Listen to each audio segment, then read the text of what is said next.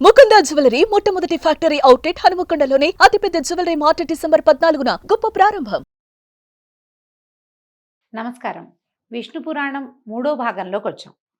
అయితే ఈ పాలకడల్లో నుంచి ఉద్భవించినటువంటి లక్ష్మీదేవిని ఇంద్రుడు పరిపరి విధాలుగా ప్రార్థించి తన అన్ని రకాల విద్యలందు వ్యవహారాలయందు లక్ష్మీ కటాక్షం కలగాలని అనేక విధాలుగా ప్రార్థించారు. అప్పుడు లక్ష్మీదేవి తథాస్తు అని ఇంద్రుణ్ణి అనుగ్రహించింది. అప్పటి నుంచి ఇంద్రుడి నివాసం లక్ష్మీ కళతో రాణిస్తూ ఉండేది. వాసుదేవుడు కృతయుగమునందు పరశురాముడుగా అవతరించగా లక్ష్మీదేవి భూదేవి అయింది. త్రేతాయుగంలో శ్రీరాముడుగా అవతరించగా లక్ష్మీదేవి సీతాదేవి అయింది. ద్వాపరయుగంలో కృష్ణావతారుడు కాగా ఆ దేవి రుక్మిణీదేవి అయింది. కలియుగంలో సూర్యరూపుడు కాగా ఆమె పద్మిని అయింది. ఈ విధంగా లక్ష్మీదేవి పద్మాక్షణకు తోడై ఉంటుంది. ఆ స్వామి దేవరూపంలో ఉంటే ఆ దేవి దేవతాకాంత రూపాన, మానవ రూపంలో ఉంటే మానవకాంతగా ఉండి శబ్దమును అనుసరించే అర్థంలాగా అనుసరిస్తూ ఉంటుంది అని లక్ష్మీ చరిత్ర పరాశర మహర్షి చెప్పగా మైత్రేయుడు ఇట్లా అడిగాడు. అయితే భృగువు మొదలైన మునుల యొక్క సృష్టి విశేషాలు వివరించండి అంటే, భృగువుకి ఖ్యాతి యందు ధాత విధాత అనే కొడుకులు, వారికి మేరుపుత్రికలు ఆయతి నియతి అనే కన్యలు భార్యలుగా అయ్యారు. ధాతకి ఆయతి యందు ప్రాణుడు, విధాతకు నియతి యందు మృకండు జన్మించారు. ఆ మృకండుని కుమారుడే మార్కండేయుడు, దీర్ఘాయువు, చిరంజీవి, ఇప్పటికి కూడా జీవించే ఉన్నారు మార్కండేయుల వారు అని చెప్పుకుంటాం. ప్రాణునకు వేదశరుడు, వానికి ద్యుతిమంతుడు, అతనికి అజరుడు జన్మించారు. వారి వంశాలు మిక్కిలిగా విస్తరించాయి. మరీచికి సంభూతి యందు పౌర్ణమాసుడనే కుమారుడు, అతనికి విరజుడు, పర్వతుడు అని 2 కొడుకులు. అంగిరసునకు స్మృతి యందు అసుమతి, రాక, సినీవాలి, కుహు అనే 4 జన్మించారు. అత్రికి అనసూయ యందు చంద్రుడు, దూర్వాసుడు, దత్తాత్రేయుడు అని 3 దివ్యశోభా మహిమాన్వితులు బ్రహ్మ శివకేశవాంశ సంజాతులుగా జన్మించారు. ప్రీతికి దత్తాగ్ని, అతడు స్వయంభువ మన్వంతరమనందు అగత్యుడు అయ్యాడు.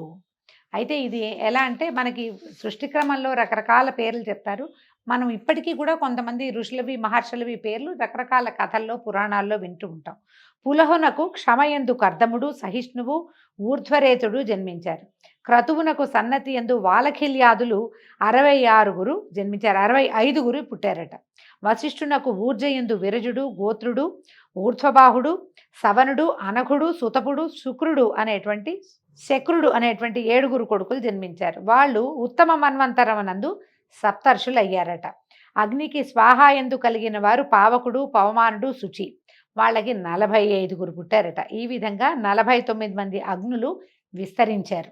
పితృదేవునకు స్వధయందు పితృగణాలు, మేనక, వైతరణి అనే కన్యకలు జన్మించారు. ఆ కన్యలు దివ్యజ్ఞానమూర్తులు, బ్రహ్మవాదినులు, యోగిని దేవతలు అయ్యారు అని చెప్పగా విని, ఇప్పుడు స్వయంభువ మను వంశంలందు పుట్టిన రాజుల చరిత్ర చెప్పమని మైత్రేయుడు అడిగాడట. పరాశరుడు ఇట్లా చెప్తున్నారు. ఆదిమనువైన స్వయంభవునకు ప్రియంవదుడు, ఉత్తానపాదుడు అని 2 కుమారులు. ఉత్తానపాదునకు ఉత్తముడు, ధ్రువుడు అని 2 కొడుకులట. అప్పుడు ధ్రువుడు పరమ భాగవతోత్తముడని పెద్దల మాట కదా, అతని చరిత్ర విస్తరించి చెప్పమని ఇతను అడిగేసరికి మైత్రేయుడు పరాశరుల వారు ఇలా చెప్తున్నారు. ధ్రువ చరిత్ర ఇది చాలా విశేషమైందిగా చెప్తారండి.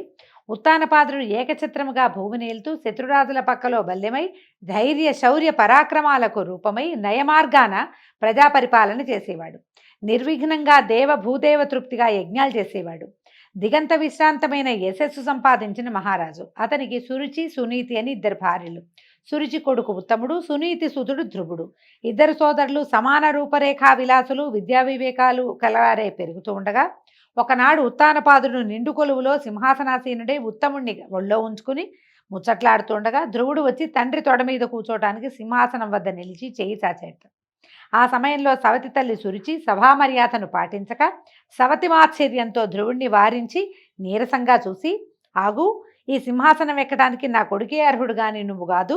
ఈ రాజుకు నేను ప్రియపత్నిని, సిరి సంపద ఐశ్వర్యము అంతా నాది. నీ తల్లి నా సవితిగా ఉండటం ఏదో ఆమె అదృష్టం అంతే. నా దగ్గరకు వచ్చి ఏదైనా మాట్లాడుతుంది, నేను ఆ మాటలు కూడా లక్ష్య పెట్టను. ఈ సింహాసనం ఎక్కడానికి నా కొడుకైన ఉత్తముడే తగినవాడు. నీకు అలాంటి ఉత్తమత్వం ఉంటేనే ఆ అదృష్టం నీకు కలుగుతుంది. ఊరికే చేయి చాస్తే అదృష్టం పట్టదు, పొమ్మని చేయి పట్టుకుని వెనక్కి నెట్టి వీపు మీద ఒక దెబ్బ కూడా వేసిందట. ధ్రువుడు చెమ్మగిలిన కన్నులతో చెరచెరా నడుస్తూ తల్లి దగ్గరికి వెళ్ళి పెద్దలు చేసిన పని, తండ్రి యొక్క ఉపేక్ష, రెండూ చెప్పాడు ఏడుస్తూ. ఆమె దుఃఖంతో కొడుకు కన్నీళ్లు తుడిచి బాగా ఓదార్చి ఏడుపు మాన్పించి కళ్ళ ఒత్తుకుని సన్నటి కంఠస్వరంతో చెప్పిందట, సురుచి అన్నదంతా నిజమే నాయన.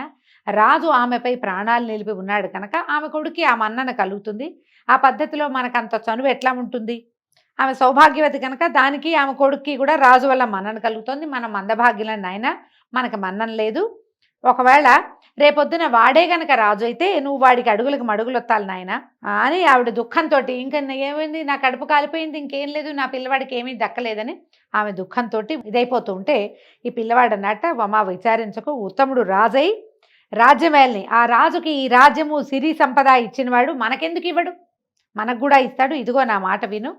అన్న వల్ల ఇప్పటి రాజు పొందిన రాజ్యభోగాలు క్షణికాలు, అలాంటి ఐశ్వర్యం నాకు అక్కర్లేదు.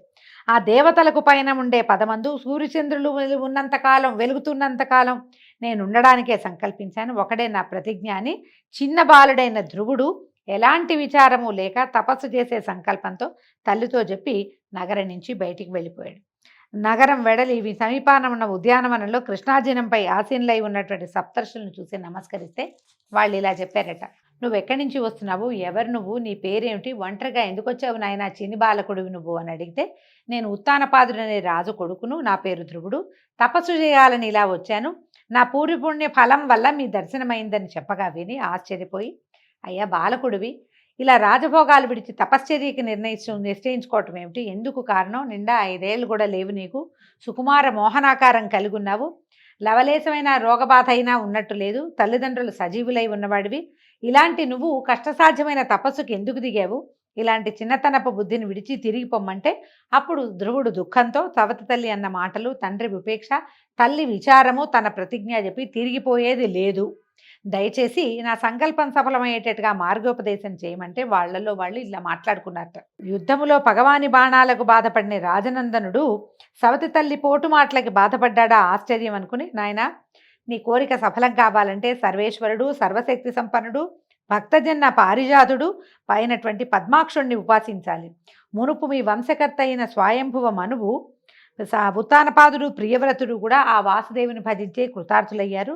మా వంటి మునులు కూడా లక్ష్మీకాంతుని ఉపాసించి అందరికీ సమ్మానులుగా అయ్యాము. కాబట్టి నువ్వు కూడా ఆ లక్ష్మీనారాయణునే సేవించు, ఆరాధించు అని ద్వాదశాక్షర మంత్రాన్ని ఉపదేశించి తపస్సు చేసే పద్ధతి చెప్పి కృతార్థుడి వగుదుగాక అని దీవించి ఆశీర్వదించారు. మనం భాగవతంలో ఈ వాసుదేవ మంత్రాన్ని నారదుడు ఉపదేశించాడని తెలుసుకుంటామండి.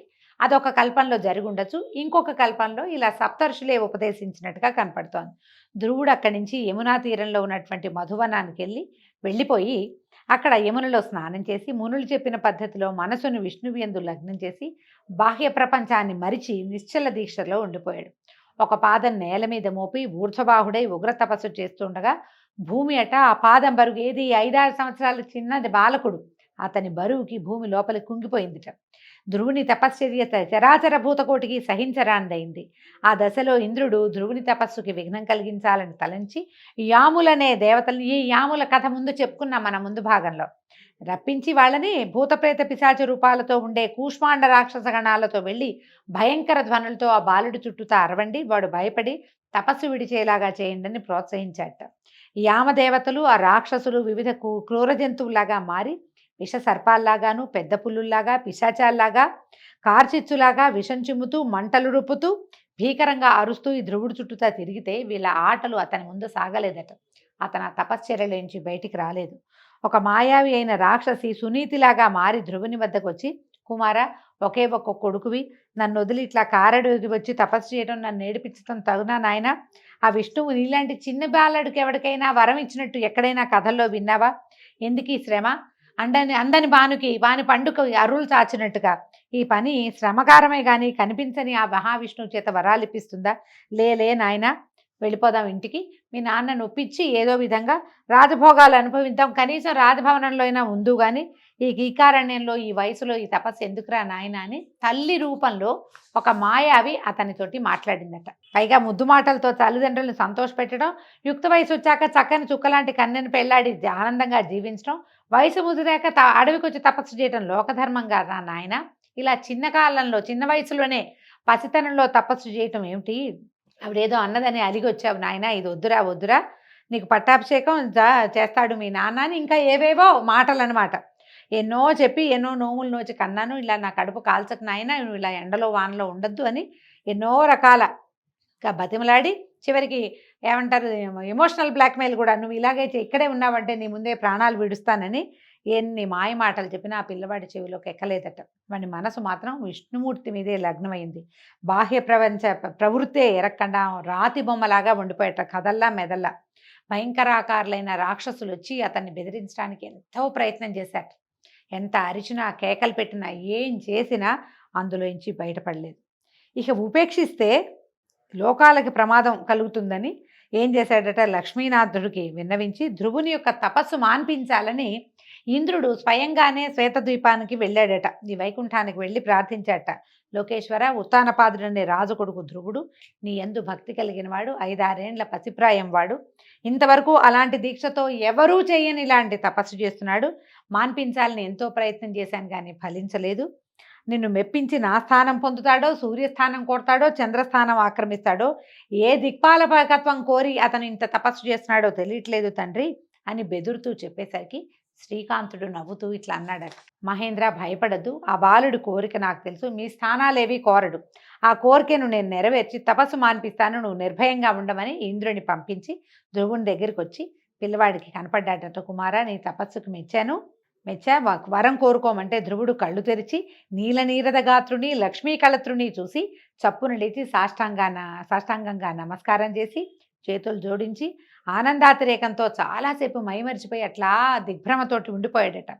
క్రమంగా స్మృతి చెంది గద్గద స్వరంతో, తండ్రి నీ దివ్య రూపం చూసి మైమరిచాను, ప్రార్థించాలంటే మాటే రాకుండా ఉంది, నాకు వాక్శక్తిని ముందు ప్రసాదించంటే అప్పుడు ఏం చేశాడట, విష్ణువు తన చేతిలో ఉన్న శంఖాన్ని, ఏం శంఖం అండి, విష్ణుమూర్తి శంఖం పేరేమిటండి, పాంచజన్యం, ఆ పాంచజన్య శంఖాన్ని అతన్ని శిరస్సు మీద ఉంచాడట. ఉంచేసరికల్లా ఈ ధ్రువుడు సొంపైన వాక్కుతోటి నింపైన మనసుతోటి భాషిస్తూ శ్రీపతిని అనేక విధాలుగా స్తుతించాడు. ధ్రువకృత విష్ణు స్తుతి ఎన్నో రకాలుగా ప్రార్థించాడు.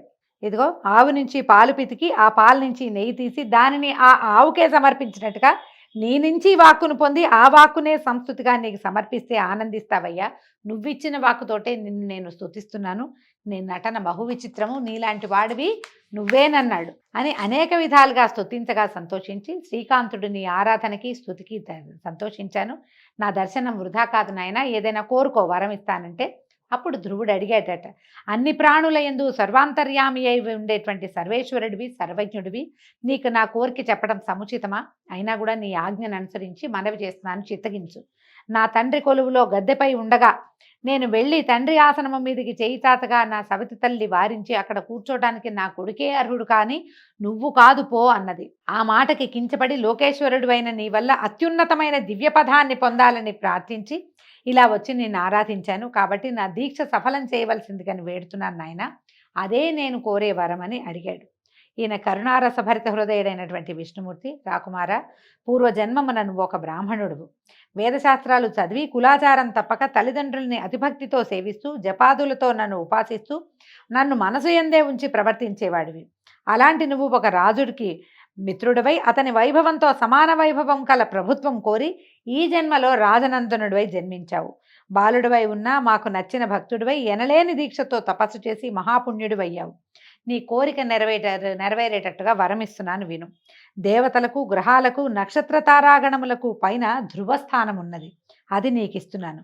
ఆ దివ్య పదమందు నీ తల్లితో నక్షత్ర రూపాన కల్పాంతం వరకు ఉండగలవు. కల్పాంతమందు నీకు మోక్షం ఇస్తానని ఆనందంగా పలికి మహావిష్ణువు అంతర్హితుడయ్యాడట. ఆ సమయమందు సుర నర కిన్నర సిద్ధ సాధ్యాదులు స్తుతించుతూ ఉండగా తల్లితో దివ్య విమానారూఢుడైనటువంటి ధ్రువుడు పై స్థానానికి వెళ్ళాడు. మనము రాజ్యం చేసిన తర్వాత వెళ్ళాడని కొన్ని కథల్లో వింటుంటాం. విష్ణు పురాణం ప్రకారము అతను అప్పుడే తన తల్లితో సహా విష్ణు పదాన్ని దివ్య పదము అయినటువంటి ధ్రువ స్థానాన్ని చేరాడని, ధ్రువము అంటే శాశ్వతమైనది అని అర్థం అండి, ఆ పదవిని పొందాడట. ముందు సూర్యమండలమునకు, తర్వాత చంద్ర, నక్షత్ర, బుధ, అంగారక, శుక్ర, బృహస్పతి, శనేశ్వరుల మండలాలకి వెళ్ళి వారి మన్ననలను పొంది సప్తర్షి మండలాన్ని దర్శించాడు. వారి అనుగ్రహంతో ధ్రువస్థానానికి చేరి అక్కడ మహాభాగ్యంతో లోకాలకు తలకట్టై నేటికి సకల జనమాననీయుడై విరాజిల్లుతూ ఉన్నాడు. ధ్రువ నక్షత్రం మనకి కనపడుతుంది, శాశ్వతమైనదన్నమాట ధ్రువపదం. ఈ ధ్రువ చరిత్ర వినినవారు, చదివినవారు, వినిపించిన వారు యశస్ఫూర్తితో సకల సకుటుంబంగా సుస్థిర నివాసులై శ్రీమంతులై రాణిస్తారు. ఆ ధ్రువునకు శంభువు అనే భార్య ఎందు శిష్టి, భవ్యుడు అని 2 కుమారులు. శిష్టికి సుచ్ఛాయ అనే భార్య ఎందు రిపుడు, రిపుంజయుడు, విప్రుడు, వృకలుడు, వృకతేజుడు అని 5 కుమారులట. రిపునకు బృహతి యందు చాక్షుషుడు, వానికి పుష్కరిణి యందు చాక్షుష మనువు పుట్టారు. వానికి సడ్వల యందు ఊరుడు, పూరుడు, శతద్యుమ్నుడు, తపస్వి, సత్యభాకు, శుచి, అగ్నిష్టోముడు, అతిరాత్రుడు, సుద్యుమ్నుడు, అభిమన్యుడు అనేటువంటి 10 మంది కుమారులు జన్మించారట. ఊరునకు ఆగ్నేయి అనే కాంతయందు అంగుడు, సుమనసుడు, స్వాతి, క్రతువు, అంగిరసుడు, శిబి అనే 6 కుమారులు జన్మించారు. వారిలో అంగునకు సునీధ అనే ఇల్లాలి యందు వేణుడు అనే కుమారుడు పుట్టాడు.